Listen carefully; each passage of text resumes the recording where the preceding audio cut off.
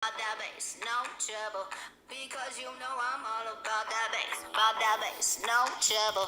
I'm all about that bass, no trouble. I'm all about that bass, no trouble. I'm all about that bass, bass.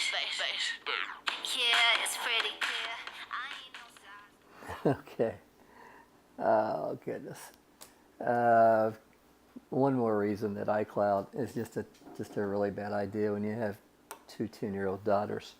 I gotta admit, I searched for the most absurd song that I could find on there, but and all about that bass won out. Kind of catchy though, actually.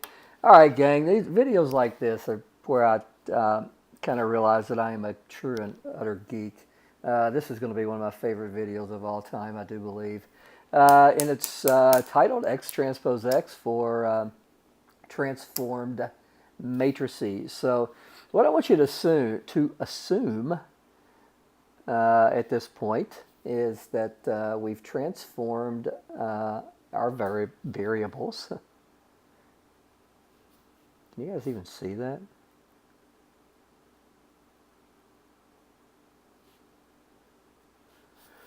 Variables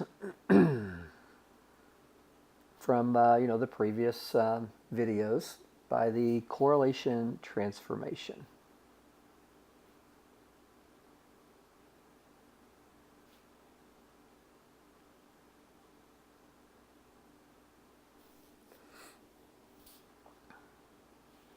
All right, so hopefully you're a pro by that now, ready to get your PhD in correlation transformations, since you've watched all of one video on it.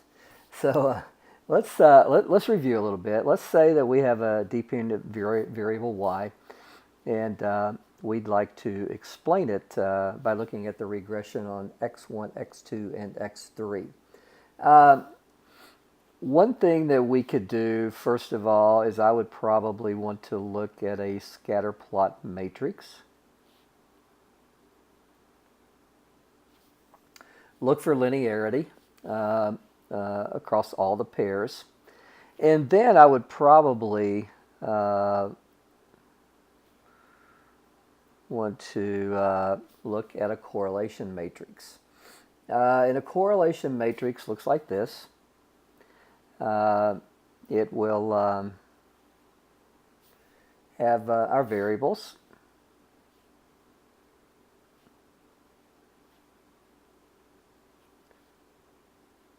Whoa. All right. And of course on the diagonals it's going to have ones. And what it'll have in this slot is it'll have the correlation between y and x1. And here it'll have the correlation between y and x2.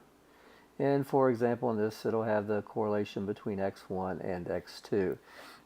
Because of symmetry, the lower triangular part is just replication of the upper triangular part. And many statistical software packages will only include either the upper or the lower. It tends to be the upper. I'm pretty sure that R gives you both, but just in case you run into some statistical software package down the road, there is a chance that it looks like some of the stuff may be missing. Something else that we could easily do is just a subset of this.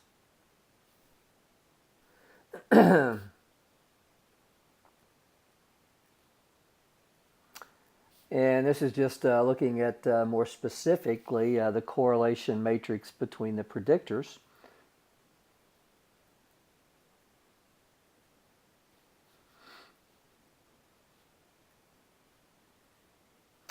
And you still got the situation where we have ones on the diagonal, and of course this would be the correlation between x1, x2, and so on and so forth. Okay, guys, this thing again will be symmetric in a size k by k. This situation clearly a 3 by 3. All right. Now,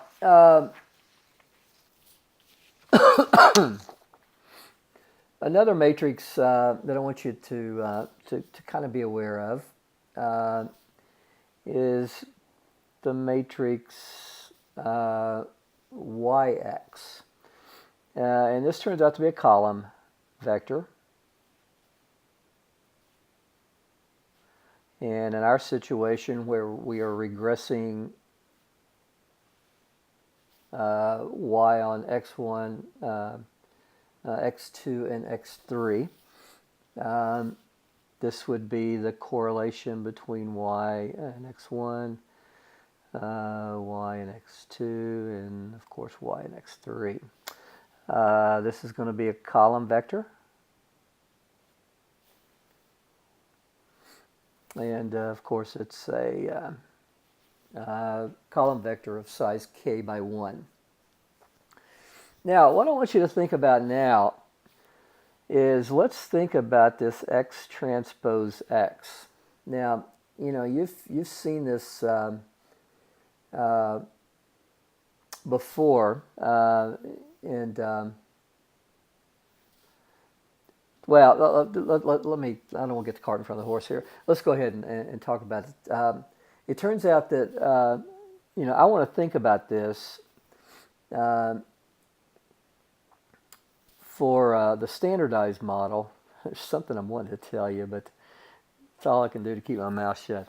But we'll get to it eventually. The standardized model via the correlation transformation.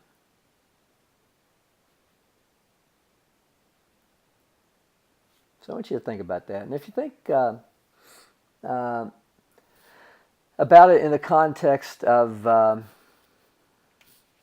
the correlation transformation, what you actually end up with. Now, typically our design matrix X will start out with a column of 1s. And that's the reason for that is because that's the intercept for each of our each of our order pair. When we conduct the correlation transformation, remember it's a non-intercept model, so we don't have that. But we have x11, x12, and this will go all the way out to x1k. Let's say we have k variables.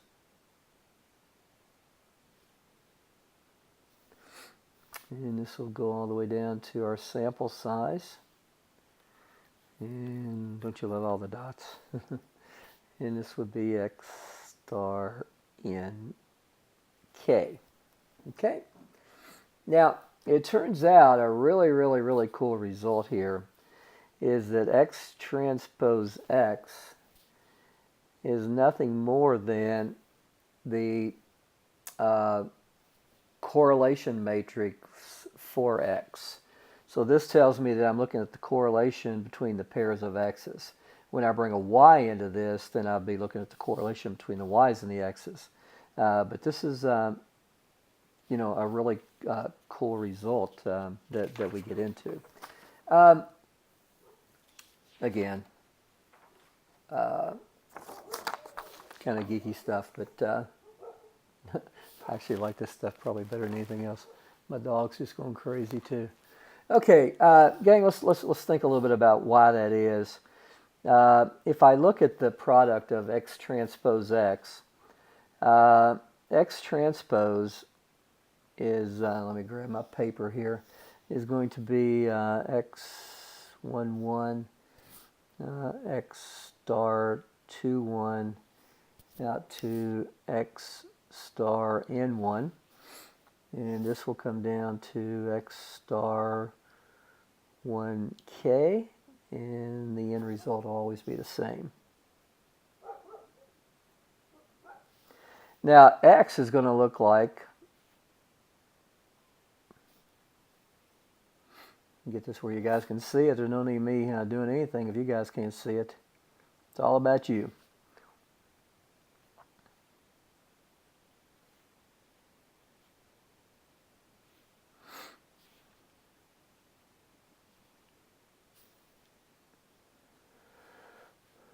let's see, so here we would have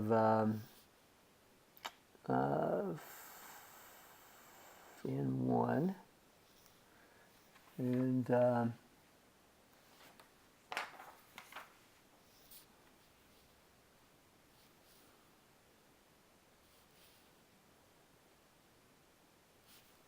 is that right? Yes. Yes, it is. Now, since X transpose X for the transformed or standardized variables, the coefficients of the correlation between the X variables and all elements have to be between -1 and +1. And they're all of the same magnitude. And if you think about the reason that we studied this to begin with, it was due to we wanted to get things in magnitude where they were comparable, and also it controls these round off errors. I gotta tell you, I'm looking for the example that I used with my undergraduate class. It was absolutely perfectly representative of round off errors. I haven't found it yet, but it'll probably be the next video or the video after. So again,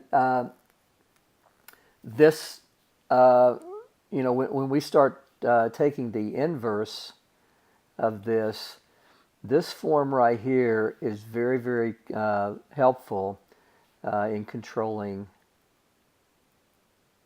for round off errors.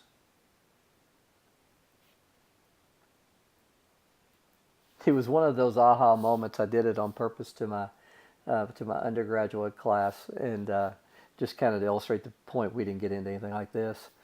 I think they would have been hitting the doors if I had have.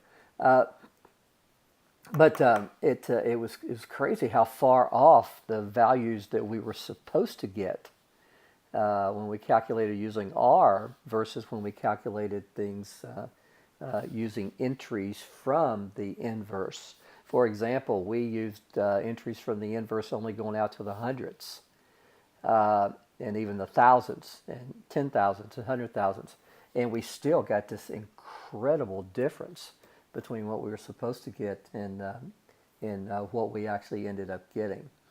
Now, let's think about a couple of things. The last thing I want to do is go through and make all that happen. But I would like you to think about a couple of things.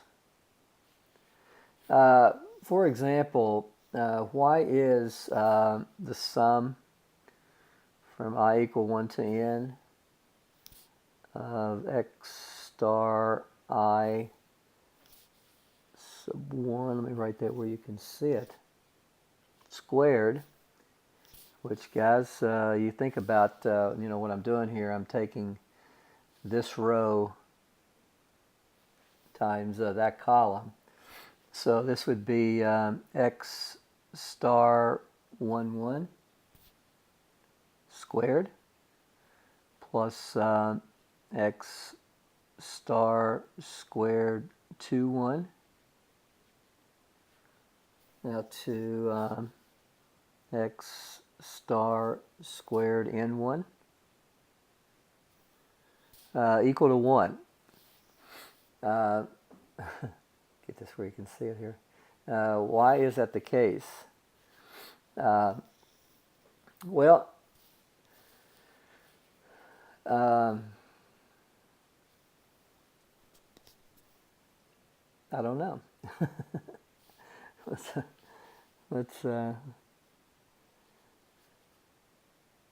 try to figure this out. All right, well, we know this is going to be equal to, that's going to be, it's going to be transformed, so that's going to take the sum of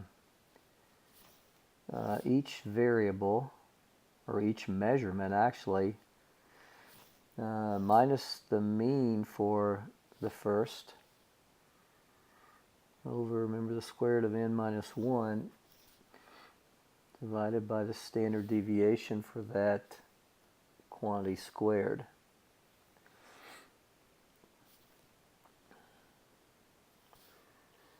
Now this is going to be equal to Okay, I see what's going on here.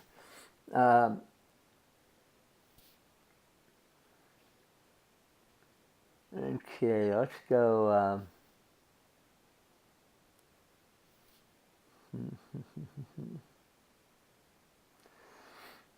The sum of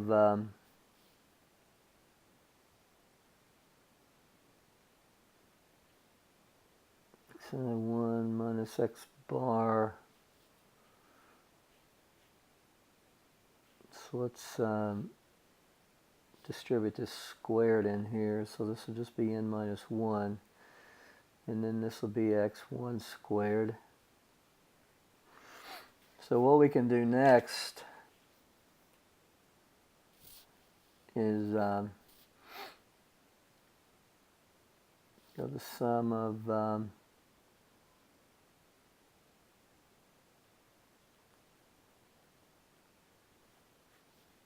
okay, I see where this is headed.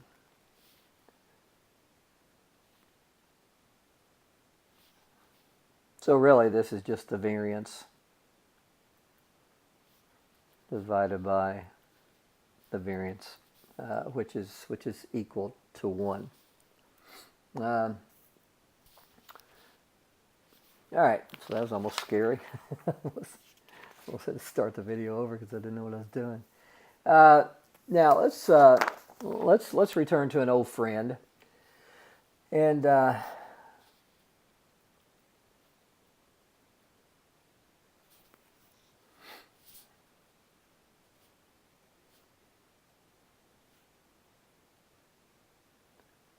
that in many ways made our life much easier. And this, of course, is called the least squares normal equations. And this, of course, is for multiple regression models. And this is nothing more than, and you should know this,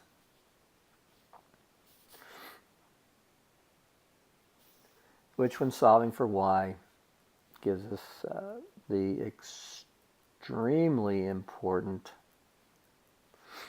result that we can find our beta vector by taking these products. Now,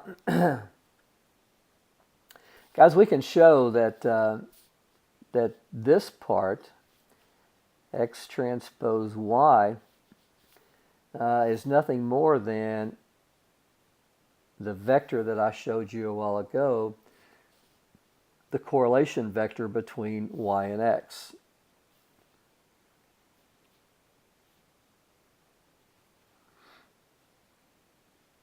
And I restrict it to 3, but clearly we could have more than that.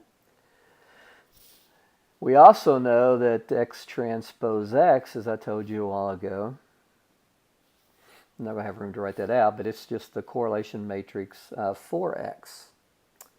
So guys, starting with x transpose x beta equals x transpose y, by simple substitution, we can see that this becomes the correlation matrix for x. And this is the correlation matrix between y and x. So guys, beta in standardized form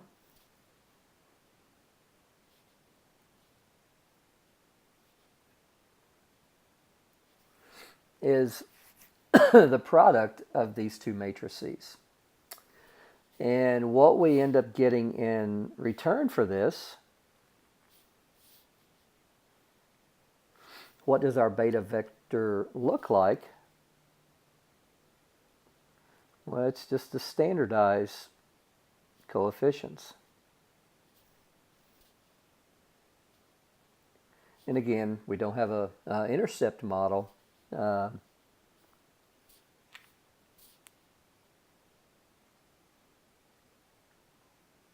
We don't have an intercept model. We have a model that has no intercept. So the standardized regression coefficients.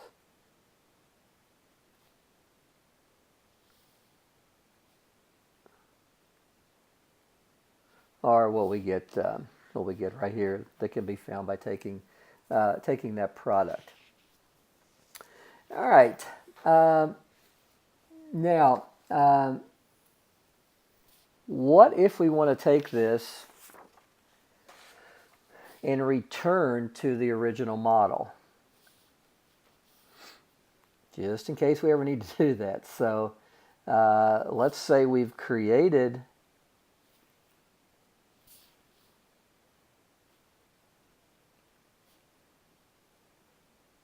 or at least we've used the correlation transformation. So we've created the standardized coefficients.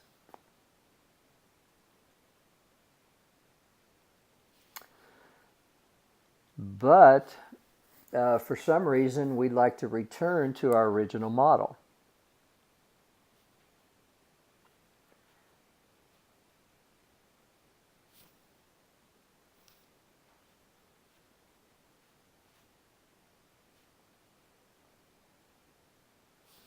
The intercept model. Well, it turns out we can do this, that we can create one of these. Let's just call it beta sub j, by taking the standard deviation for y over the standard deviation for the jth variable times the standardized coefficient for the b sub j. And guys, this is for all of our j from 1 up to k, obviously. And beta 0 can be found by just taking y bar, the mean, minus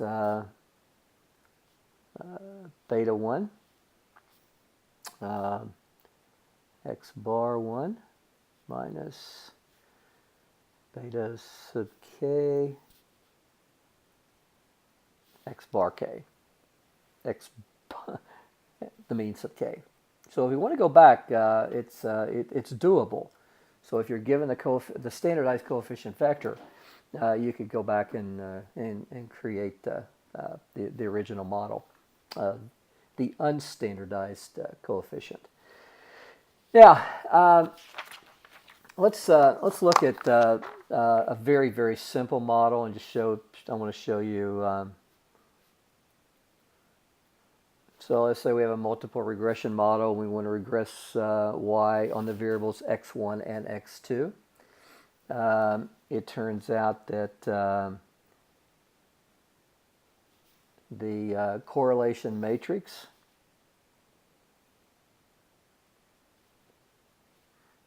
will have ones in the diagonal. So this will be the correlation between variables 1 and 2. And this will be the correlation between variables, my ear's itching, between 2 and 1. Because order doesn't matter in correlation. The correlation between x and y is the same thing as the correlation between y and x.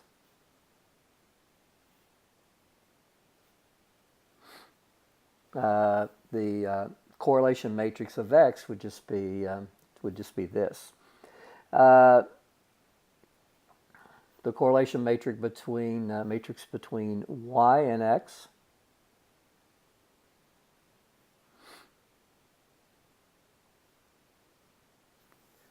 is this. Now, something you may remember from linear, I don't know if you would or not, but in general, for the 2x2 case, and let's just say that we have some matrix which is A and has the entries A, B, C, D. The inverse of A can be found by taking, let me get this up here where you can see it. 1 over the determinant of A times the adjugate of A.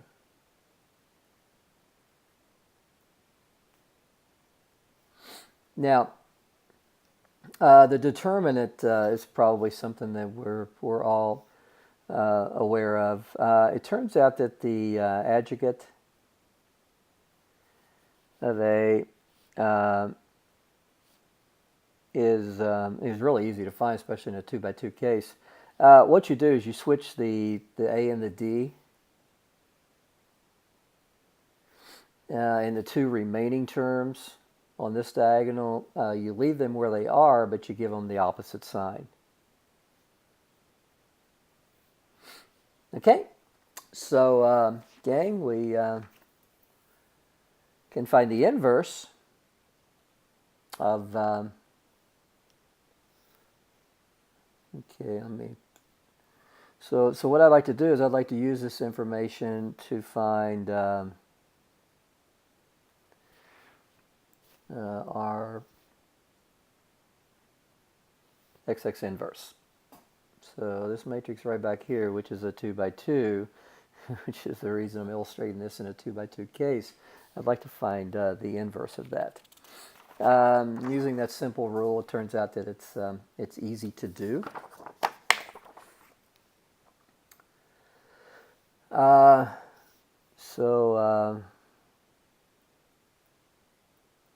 Inverse, let me get, so we're going to have the determinant, so that's going to be 1 times 1, and we're going to go this way, so it'd be R12 squared. And these are switching places, which is irrelevant because they're 1s. And we just make these components negative.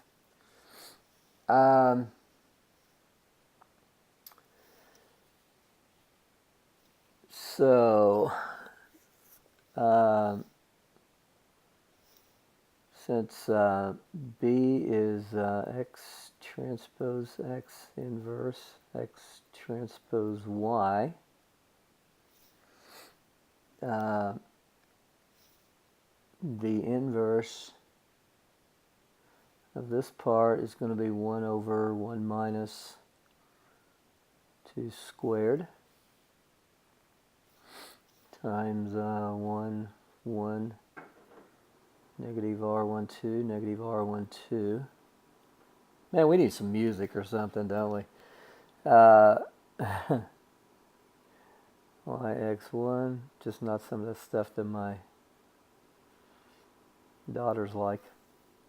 Actually, that is a kind of a catchy tune, but don't tell anyone I said that. All right, gang, what do we want to do here? Let's multiply these. This will be easy to.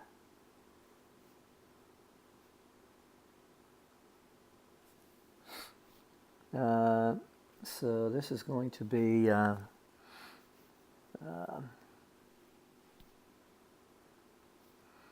so we've got a 2x2 and we've got a 2x1, so we're going to end up with just 2 columns and or 2 rows and 1 column. So we're going to have RYX1 minus R12 RYX2. And then we've got negative R12 RYX1 minus plus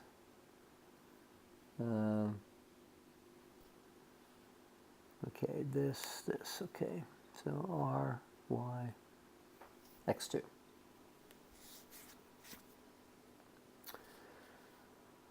So think of this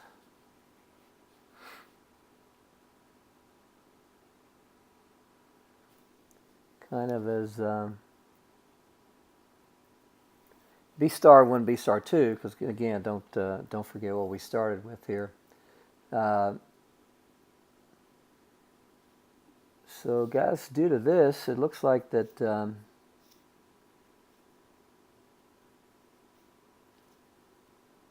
B star 1 is going to be the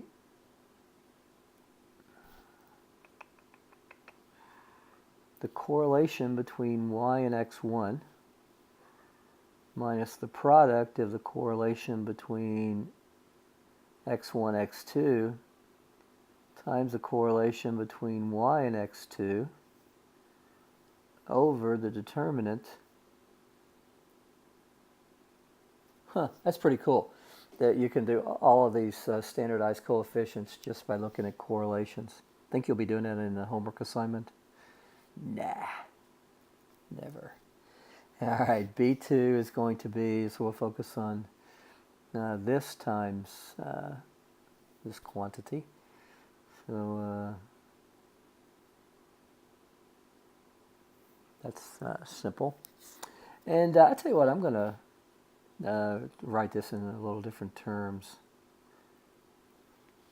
So minus R1, 2, Ry, x1. All right. I don't know what I'm looking like on time, but I think this is probably a good place to end. Yeah, guys, probably. I'm going to try to find that problem where the round off errors completely went wacky, and I'm pretty sure I know which one it was. But pretty soon we're going to end up with multicollinearity. Almost as hard to say as supercalifragilisticexpialidocious, but or maybe not. We'll get that where you guys can see it. Multicollinearity is going to be the very last thing that we're going to do before your midterm, and so midterm will be coming up pretty soon. Midterm's going to be way beyond typically when we give it, but those graduate level classes, we don't worry too much about that. So it's more about learning. All right, making it happen. Guys, have a good one. I'm going to end the video here. Take care.